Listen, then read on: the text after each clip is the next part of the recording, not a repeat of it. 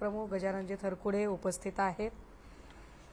काल हिवाळी अधिवेशनाला सुरुवात झाली आणि हिवाळी अधिवेशन म्हटल्यानंतर राज्यभरातले काही महत्त्वाचे विषय ज्यावर निर्णय अपेक्षित असतात, काही ठोस अशी भूमिका सरकारने घेणे अपेक्षित असते, असे काही घडेल याची आम्ही वाट बघत होतो आणि त्या बर्निंग इश्यूजवर चर्चा होईल अशीही अपेक्षा होती। पण नेहमीप्रमाणे सरकार मोठं चतुर आणि हुशार आहे की त्यांनी ती चर्चा लीलया वळवण्याचा प्रयत्न केला। काल श्री नवाब मलिकजी जे सत्ताधारी बाकावर बसले होते, त्यानंतर ज्या पद्धतीने एकूण घुमजाव झालेला आहे आणि सन्माननीय अजितदादाही म्हणाले की अजून त्यांची भूमिका ठरल्यानंतर आम्ही बोलू। आज श्री मलिक हेही असं म्हणाले की मी तटस्थ आहे, पण नवाब मलिकजी माझं जितकं वय नाही तितका त्यांचा संसदीय राजकारणाचा अनुभव आहे, त्यामुळे इतकी अनुभवी व्यक्ती सहजपणे जाऊन सत्ताधारी बाकावर बसली हे पचन होण्यासारखे नाही। ते ज्या अर्थी सत्ताधारी बाकावर बसले त्या अर्थी ते पूर्ण विचारांती बसले होते। त्यांच्याच ऑफिसमधल्या किंवा इतर अशा काही खाजगी लोकांकडून हे बोलणं चालू आहे। काल मी काही माध्यमांवर चर्चा ऐकली, आपल्याच माध्यमातून ती चर्चा ऐकली की सन्माननीय अजितदादा आणि श्री मलिक साहेब यांच्या आधी 2-3 भेटीगाठी झाल्या आणि त्यांनी रीतसरपणे दादांना पाठिंबा आपला जाहीरही केला। हे अजून एक विशेष महत्त्वाचे की श्री मलिक साहेब यांचा जो जामीन मंजूर झालाय तब्येतीच्या कारणावरून, खरं तर त्यांची प्रकृती आधीही बिघडलेली होती, पण जोपर्यंत अजितदादा सत्तेमध्ये समाविष्ट नव्हते तोपर्यंत मलिक साहेबांचा जामीन मंजूर झालेला नव्हता। जेव्हा ते सत्तेमध्ये सामील झाले त्यानंतर मलिक साहेबांचा जामीन मंजूर झाला, हे विशेष उल्लेखनीय आहे। या सगळ्यांवर आधी फडणवीस साहेबांनी समर्थनाचा पवित्रा घेतला होता। म्हणजे सन्माननीय उपमुख्यमंत्री देवेंद्रजी सभागृहात असं म्हणाले की तुम्ही मलिकांचा राजीनामा का घेतला नाही, आम्हाला तुम्ही बोलताय। खरं तर देवेंद्र साहेबांची कालच विकेट पूर्ण निघालेली आहे आणि त्यांचं राजकारण हे किती अपॉर्च्युनिस्ट पॉलिटिक्स या सदरात मोडणारा आहे हे काल माध्यमांनी आणि संपूर्ण महाराष्ट्राच्या जनतेने बघितलेलं आहे। कारण मलिकांचा राजीनामा तुम्ही का घेतला नाही असं म्हणणारे फडणवीस साहेब कदाचित त्यांना विसर पडलेला आहे का की संजय राठोड यांचा पूजा चव्हाणचा बलात्कार करून हत्या केल्याचा आरोप राठोडांवर भाजपनेच केला होता। भाजपनेच आपल्या काही आक्रस्ताळ्या बायका पुढे केल्या होत्या। हो, मी विसरून जाईल, मी काल आक्रस्ताळ्या बायका म्हटलं आणि मी एकाही बाईचं नाव घेतलं नाही, पण नेहमीप्रमाणे आक्रस्ताळे बाई पुढे आल्या आणि आमचं म्हणणं त्यांनी खरं केलं, आम्ही त्यांचं अभिनंदन करतो। पण काल ज्या राठोडांवर आरोप केला होता त्याच राठोडांना नंतर फडणवीस साहेबांनी आपल्या मांडीला मांडी लावून सत्तेमध्ये सामावून घेतलं, तेव्हा त्यासाठी त्यांच्याकडे कुठलं नैतिक स्पष्टीकरण असेल? किरीट सोमय्या यांनी ज्या ज्या लोकांवर आरोप केले त्या प्रत्येकाला फडणवीस साहेबांनी सत्तेत सामावून घेतलं। नुसतं सामावून घेतलं नाही तर कॅबिनेट मिनिस्टरच्या खुर्च्या सुद्धा त्यांना देऊ केल्या। इतकं मोठं मन केलं की ज्यांनी भाजप उभी केली अशा अनेक लोकांना त्यांनी खात्या ताटावरून भरलेल्या ताटावरून उठवलं। म्हणजे हे फार विशेष आहे की वारुळ मुंग्या बांधतात, असंख्य मुंग्या एकत्रित येतात आणि त्या वारुळ बांधतात, पण वारुळात मुंग्या राहतच नाहीत, वारुळात नागोबा राहतो। भाजपच्या आणि RSSच्या असंख्य मुंग्यांनी भाजपचं वारुळ बांधलं, सत्तेचं वारुळ बांधलं, पण सत्तेच्या वारुळात ज्या RSS आणि भाजपच्या मुंग्यांनी ही मेहनत घेतली होती त्यांना त्यात राहण्याचे भाग्यच लाभले नाही। याला कारण निव्वळ आणि निव्वळ फडणवीस साहेबांची मुख्यमंत्री पदाची अतीव महत्त्वाकांक्षा होती, हे आता लपून राहिलेले नाही। पण तरी सुद्धा आधी समर्थनाच्या पवित्र्यात बोलणारे फडणवीस साहेब दिवसभरातला एकूण त्यांच्यावर होत असणारं बॅकफायर पाहता त्यांना संध्याकाळी उपरती झाली आणि उपरती झाल्यावर ते असं म्हणाले की सत्तेपेक्षा देश मोठा आहे, आपण विवेकवादी असलं पाहिजे, ज्यांच्यावर गंभीर आरोप आहेत त्यांना या पद्धतीने सोबत घेणे बरोबर नाही. आणि आमचा प्रश्न इथूनच सुरू होतो. सत्तेपेक्षा देश मोठा हा विवेकवाद फडणवीस साहेबांना सुचला, पण तो इतक्या उशिरा का बरं सुचला?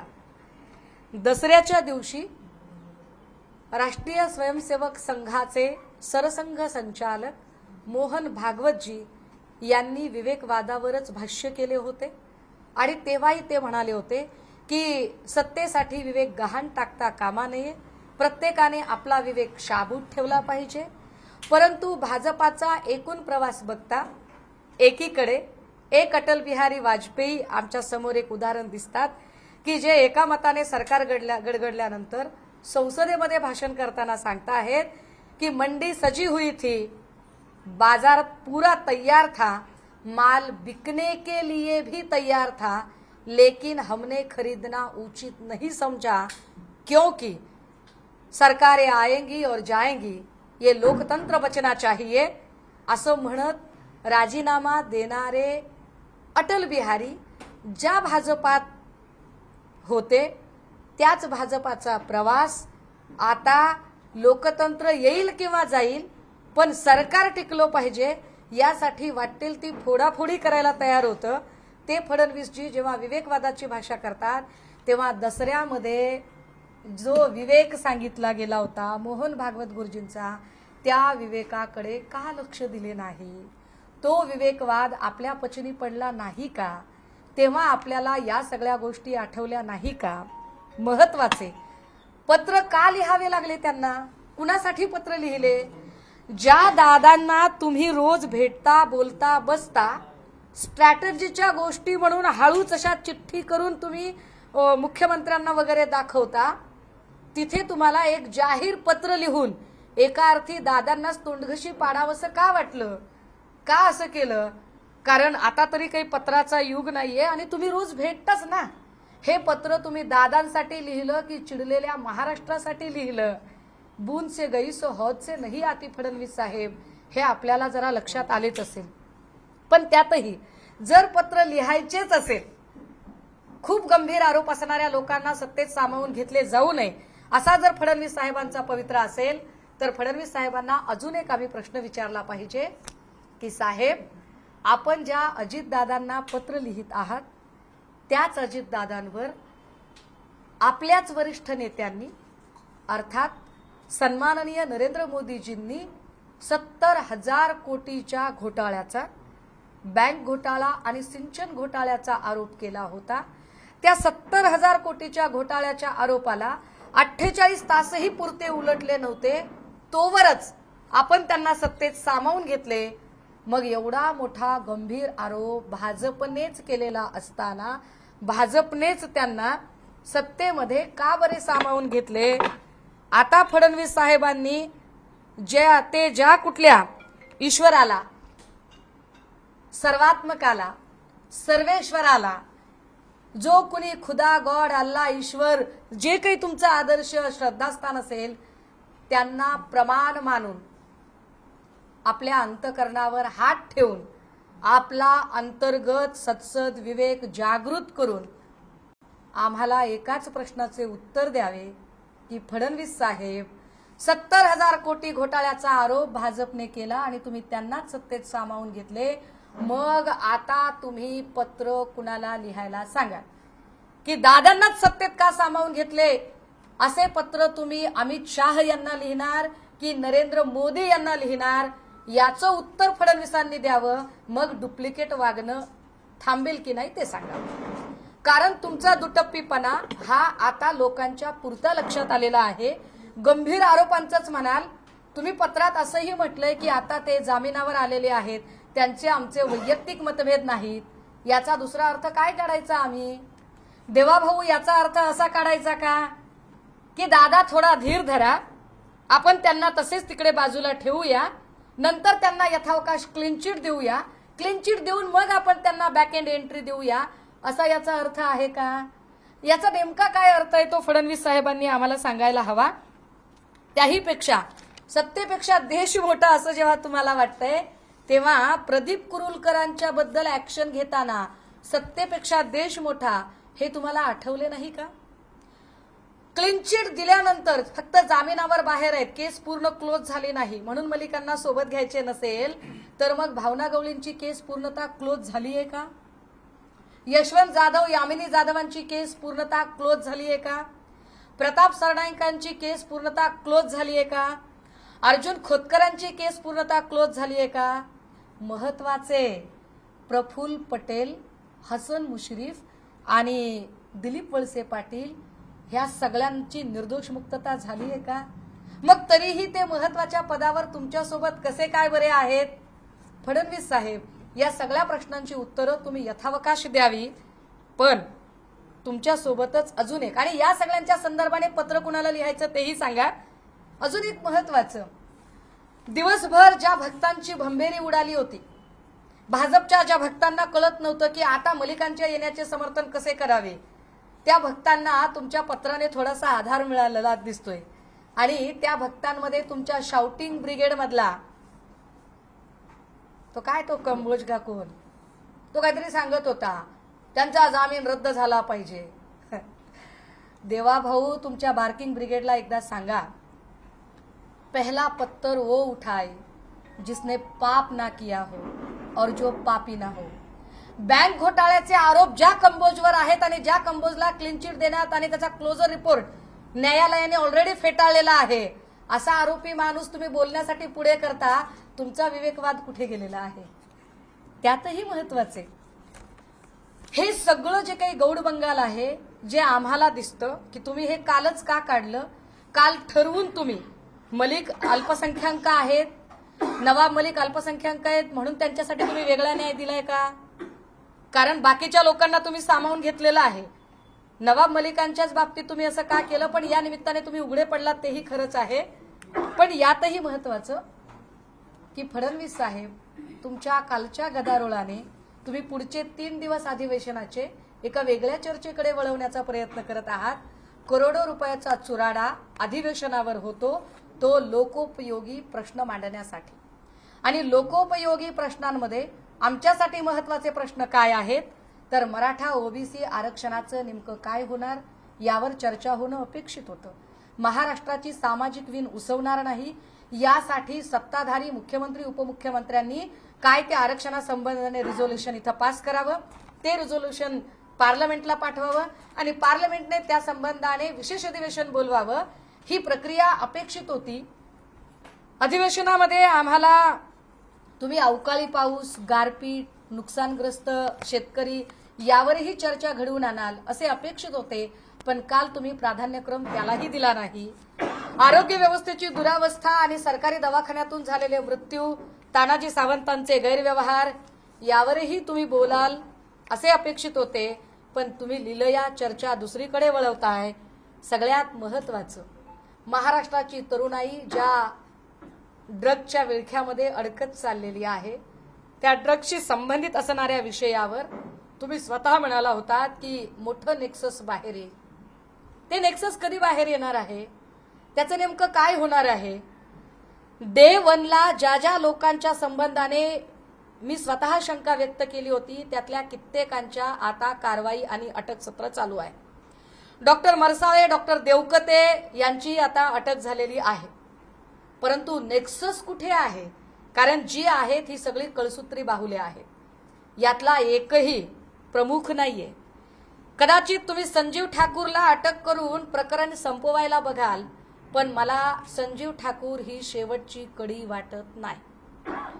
देवेंद्रजी जर खरंच आपली इच्छाशक्ती, नियत आणि महाराष्ट्राप्रती प्रामाणिक राहण्याची श्रद्धा भावना असेल आणि खरंच आपल्याला ड्रगचं नेक्सस बाहेर काढायचं असेल, तर संजय ठाकूर ही शेवटची कडी न मानता संजय ठाकूरांची तर अटक करून नार्को टेस्ट झालीच पाहिजे.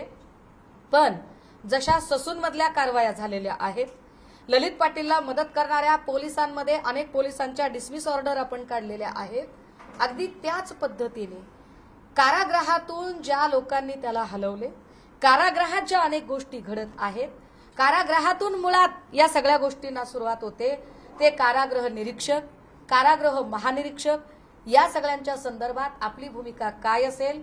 कारण ड्रग्ज पॅकेट की जे काही पॅकेट होते ते पॅकेट देतानाचा व्हिडिओ मी स्वतः पोस्ट केला होता. त्या पोस्टवरही आपण म्हणाला होता की जर तशी तक्रार असेल सुषमाताईंची तर आम्ही त्याची चौकशी करू. मी CP रितेश कुमार यांना त्या दिवशी भेटून त्याची माहिती घेण्याचा प्रयत्न केला. माझ्या समवेत गजानन थरकुडेजी आणि इतरही मंडळी होती. त्या दिवशी आम्हाला CPंनी सांगितले की पॅकेट देणारा व्हिडिओमधले 2 पोलीस ऑफिसर हे ललित पाटीलशीच संबंधित होते. ती घटना सुद्धा ललित पाटीलशी संबंधित होती. ती घटना दिनांक 23 सप्टेंबरला घडलेली घटना होती आणि त्या दोघांचीही डायरेक्ट 311 अंतर्गत डिसमिस ऑर्डर करून त्यांना अटक केलेली आहे. पण ज्या अर्थी जेलच्या बाहेरच एवढी मोठी घटना घडते त्या अर्थी निश्चितपणे वरिष्ठांची पकड ढिली असल्याशिवाय ती घडू शकत नाही. आणि वरिष्ठ म्हटले की मग कारागृह निरीक्षक आणि कारागृह महानिरीक्षक या 2 लोकांचा संबंध येतो. यावर तुमच्या काय भूमिका असतील? हिवाळी अधिवेशनात नवाब मलिक कुणाचे, सांगा मलिक कुणाचे, यावरचं तुमचं महाकाव्य ऐकण्यात आम्हाला रस नाही. कारण आम्हाला माहित आहे की कमळ डिटर्जंट पावडरने तुम्ही भल्या भल्यांना धुवून तुमच्यामध्ये घ्यायला सज्ज आहात. आम्हाला इंटरेस्ट याच्यात आहे या राज्याच्या आरोग्य व्यवस्थेचं काय झालं, या राज्याच्या अवकाळी नुकसानग्रस्त शेतकरी, बेरोजगारी, कंत्राटी भरती, पीक विमा, पीक नुकसान आणि ललित पाटील प्रकरणात तुम्ही नेमकी काय भूमिका घेतली. आणि हो, अनिक्षा जयसिंघानी प्रकरणामध्ये मागच्याच अधिवेशनामध्ये सन्माननीय अजितदादा विरोधी बाकावर बसलेले होते. विरोधी बाकावर बसून अजितदादांनी आपल्याला एक प्रश्न विचारला आणि आपण त्या प्रश्नाचं एक उत्तर दिलं आणि सभागृहात निशब्द शांतता पसरली. त्याच्यावर पुढे काहीच चर्चा झाली नाही एका अवाक्षराने. त्यानंतर काही दिवसांनी अनिक्षा जयसिंघानीच्या वडिलांना अर्थात अनिल जयसिंघानीला अटक सुद्धा झाली. पण त्याचं पुढे काय? अमृता फडणवीसांना अनिल जयसिंघानी का ब्लॅकमेल करत होते? अमृता फडणवीसांचा आणि जयसिंघानीच्या मुलीचा परिचय कसा काय झाला? आम्ही जी माहिती काढतो त्या माहितीनुसार अनिक्षा जयसिंघानी कुठलीही फॅशन डिझायनर वगैरे अजिबात नाही. एक 18-19 वर्षाची पोरगी एवढ्या मोठ्या अमृता फडणवीस इतक्या नवशिक्या पोरीला फॅशन डिझायनर म्हणून का ठेवतील? हे सगळे प्रश्न शंकास्पद वाटत नाहीत का? कारण हे प्रश्न मी आपल्याला विचारले पाहिजे. कारण परमवीर सिंगच्या IQ माहितीवरून जर आपण देशमुखांना आत टाकू शकत असाल तर आम्ही जेव्हा ठाशीव IQ नाही, आम्ही जेव्हा ठाशीव पुरावे देतोय त्यावेळेला गृहमंत्री म्हणून आपण काय भूमिका घेतलेली आहे ही सभागृहात सांगणं अपेक्षित आहे. मी सभागृहाचा सदस्य नाही, पण आपल्यापर्यंत माझं म्हणणं पोचलं पाहिजे म्हणून मी आपल्याला या पत्रकार परिषदेच्या द्वारे हे प्रश्न उपस्थित करत आहे. संजय राऊत यांना उद्धव ठाकरेंची बळीचा पकडा दिलेला आहे. सातत्याने संजय राऊत हे भाजप विरोधी भूमिका मांडत होते, त्याला उद्धव ठाकरेंचाच पाठिंबा होता. गोरे या क्रमांक 1च्या लबाड आणि संधी साधू आहेत. कारण या त्याच गोरे आहेत ज्या अत्यंत शिताफीने बाहेर पडल्या 2 दिवसांनी संजय राऊतांच्या रोजच्या भोंग्याला मी कंटाळले होते असं वक्तव्य करणाऱ्या होत्या. त्यामुळे संधी साधू लोकांचं म्हणणं आम्ही फार मनावर घेत नाही. उलट माझं असं म्हणणं आहे ते काय होईल ते त्याच्यासाठी आम्ही तयारच असू. पण अशा चर्चा वळवण्यापेक्षा अनिक्षा जयसिंघानी प्रकरणात एखादी SIT चौकशी लावणार का अमृता फडणवीसांची? आणि अशी चौकशी लागताना ती चौकशी निष्पक्ष व्हावी म्हणून आपण गृहमंत्री पदावरून बाजूला झाले पाहिजे असे म्हणत फडणवीस स्वतःच्या पदाचा राजीनामा देणार का हा खरा महत्वाचा प्रश्न आहे. काही किरीट सोमय्यांनी पत्रकार परिषद घेऊन की जी गरिबाची खिचडीचा जो घास होता तो उद्धव ठाकरेंनी उजव्या आणि डाव्या हाताला वाटला. व्हिडिओ स्पेशालिस्ट किरीट सोमय्या यांनी आधी भावना गवळी, प्रताप सरनाईक, यशवंत जाधव, अर्जुन खोतकर, प्रफुल्ल पटेल, हसन मुश्रीफ, दिलीप वळसे पाटील, अजितदादा पवार या सगळ्यांवर झालेल्या आरोपांचं नेमकं काय केलंय? त्यांचं लोणचं घातलंय, मुरंबा घातलाय, बुक बाइंडिंगला दिलंय की रद्दीमध्ये विक्री काढलंय याची उत्तरं द्यावी, मग आम्ही त्यांना बोलू. बाकी त्यांनी तुर्तास तरी त्यांच्या व्हिडिओ मेकिंग मधला आनंद घ्यावा. ललित पाटीलच्या प्रकरणात देवकाते डॉक्टर संजीव ठाकूर जे आहेत ते अजूनही त्यांच्यावर कुठली कारवाई जी आहे ती झाली नाहीये. देवकाते यांना 2 ते 3 दिवस झाली अटक करून, तरी पुणे पोलीस कुठेतरी अपयशी ठरतायत. मला वाटतं TV9, न्यूज 18, लोकमत आणि ABP अशा काहीतरी 2-4 माध्यमांच्या इंटरव्ह्यूमधनं मी जे ऐकलेलं होतं त्यामध्ये देवकाते मला बळीचा बकरा बनवला जात आहे असं म्हणत होते. देवकाते असतील किंवा मरसाळे असतील किंवा काल परवा डिसमिस झाली मोहिनी डोंगरे, सुरेश जाधव, नाथा काळे हे अनेक कर्मचारी तृतीय आणि चतुर्थ श्रेणीच्या कर्मचाऱ्यांच्या सस्पेंड किंवा डिसमिस ऑर्डर कडून हा प्रश्न सुटत नाही. देवकाते आणि मरसाळे यांनी ज्यांचं ऐकून केलं, देवकाते आणि मरसाळे हे ससूनशी संबंधित येत नाहीत, ते जेल प्रशासनाशी संबंधित येतात. त्यामुळे जेल प्रशासनामधले जे वरिष्ठ आहेत, कारागृह निरीक्षक आणि कारागृह महानिरीक्षक, आता यांच्याकडे तपास वळला पाहिजे, यांच्या दिशेने तपास वळला पाहिजे. संजय ठाकूर, मी पुन्हा सांगते की संजीव श्याम ठाकूर ही ललित पाटील तपासातली शेवटची कडी अजिबात नाही. सरकार जर संजीव ठाकूर यांना अटक करून तपास थांबवण्याचा विचार करत असेल तर तसेही होणार नाही, किंबहुना आम्ही होऊ देणार नाही. कारण ललित पाटील प्रकरणामध्ये अगदी ड्रग्ज MD फॅक्टरीच्या प्रोडक्शन कुठून होत होत्या. कारण संजीव ठाकूरचं प्रकरण कुठे येत आहे, जिथे ललित पाटलांना ऍडमिट झाली तिथून सुरू होते.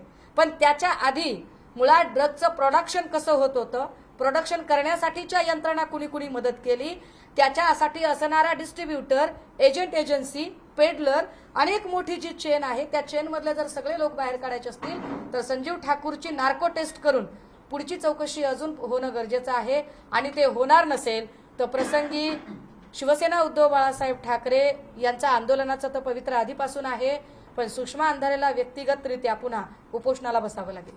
ताई, काल तुम्ही फडणवीसांच्या पत्रावरनं एक मी असं म्हटलेलं की तुमच्या भूमिकेमुळे अनेक सरडे आत्महत्या करतील.